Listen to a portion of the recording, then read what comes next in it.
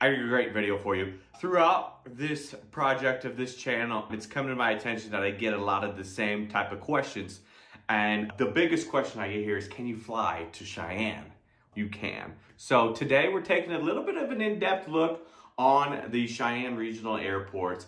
Okay, so if you want to learn more, I'm giving you, I think it's 5 or 6, can't really remember, but I'm giving you some tips and tricks to fly in and out of Cheyenne. If you live here and you've never flown from Cheyenne, this is a good video from you. If you're looking to move here and you want to know how easy it is to fly here, this is a good video for you.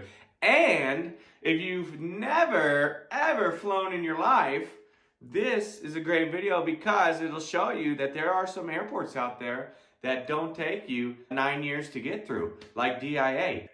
I don't know if it's just me or if it's you guys too, but when I check into DIA, I then have to walk all the way to C92, which is way in the corner 3 miles away. I don't know if that's just me, but anyways, so if you want to know more about the Cheyenne Regional Airport and what it's like to fly there and fly in and out of Cheyenne, stick around. What's up, everybody? It's your boy here, Jayson, again from the For Sale team here at eXp Realty, right here in Cheyenne, Wyoming. And if you want to know everything about eating, working, sleeping, drinking, buying, selling, everything about Cheyenne, Wyoming, don't forget to hit the subscribe button, ring that little bell so you're always aware of when we get new videos out. And if you're interested in buying and selling, reach out. We have people reaching out every single day, and we'd love to help you out too. Now, a big question we get asked here in Cheyenne is, can you fly to Cheyenne? The closest airport, closest international airport is Denver. So people always ask, can you fly to Cheyenne? Well, the answer is yes, but not this summer. And I'll tell you why. Let's see. As you can tell, back here, they're redoing a runway. Now, they just redid the runway, so I'm not quite entirely sure. This must be phase 2 of that project. But they just started on it, and it'll be going through till September, I believe. So you cannot fly to Cheyenne this summer. However, if you're living here or want to move here, flying into Cheyenne is a great option. Now, I have taken this flight a couple times, and this flight only goes from Cheyenne to Denver, okay? Now, the importance of that is when you go from Cheyenne to Denver, now you can go anywhere in the world, right? Because Denver flies to basically pretty much anywhere. But there's a little caveat about that, and there's a couple different things you must know. Now, I'm going to jump back in the truck because it's a little bit windy out here, but I'm going to tell you a couple secrets about flying into Cheyenne. All right, everybody, jump back in the truck. A little bit windy, as Wyoming always is. Now, I want to give you a couple tips and tricks to flying into Cheyenne that I've noticed. And now, if you're a local to Cheyenne and you've commuted on this plane, please tell us your experience, let us know. But the very first thing you guys should know about flying to Cheyenne is that, I'm gonna change our angle here, there we go. The number one thing about flying from Cheyenne is convenience. When you fly to Denver, all right, now driving to Denver, if you take E470, it's gonna be about an hour and a half away to the airport. That's not terrible, but if you run into traffic along the way, you're going to be sitting there. It's going to take you longer, depending on what time your flight is. Now, you have to be to the airport 2 hours early, so now you're leaving Cheyenne, what, 4 hours before your flight? That's a lot, okay? So, number one thing about it is convenience. Number two, there is free parking here in Cheyenne. Right here, right where I'm parked. Literally, feet from the doorsteps, okay? It's all free. It's free parking. Now, you take that down in Denver, it's like 14 bucks a day, right? So if you go on a long trip, it's a couple of weeks long, things like that, free parking, okay? That's another thing. The third thing here, okay, is now, I'm sure these people are going to tell you to arrive sooner, okay? But you do not need to be to this airport 2 hours before your flight, okay?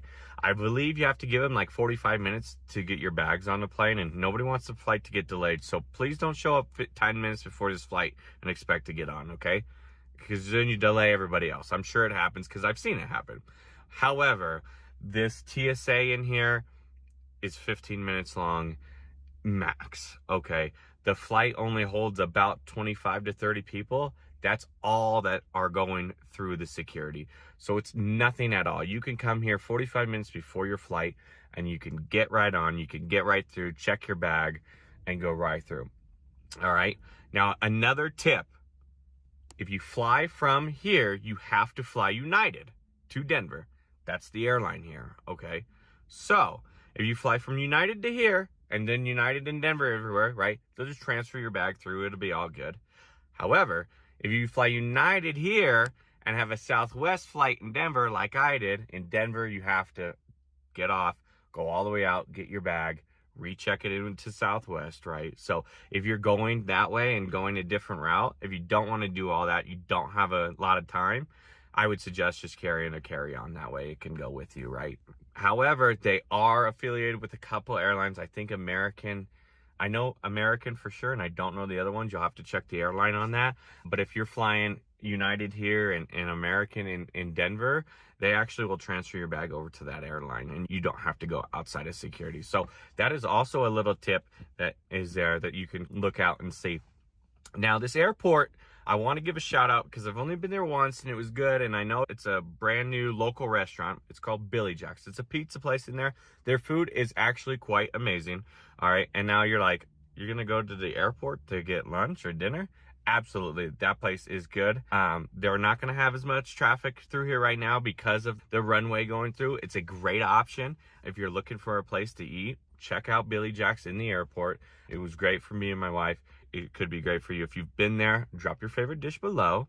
All right. And it's just a great option when you come to Cheyenne. Now, you can fly. I think United does Laramie and Casper and Jackson Hole, right? And so you have to fly through some connections there.